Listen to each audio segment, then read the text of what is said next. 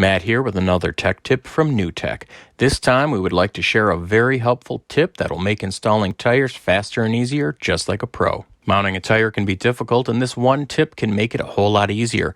Much like fitting a shirt button through the buttonhole, part of the bead must slip down into the drop center of the rim so that the other side of the tire can be levered over the rim lip.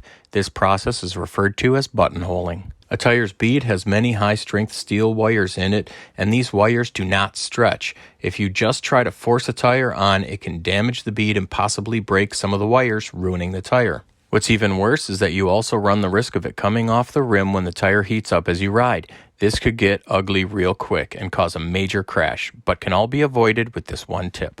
In order to avoid damaging the tire, it is best to use what we call bead ramps.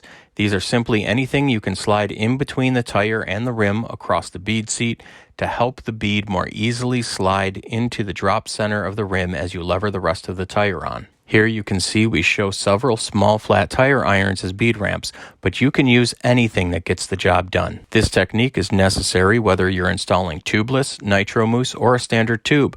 Master this and your tire installs will become much easier.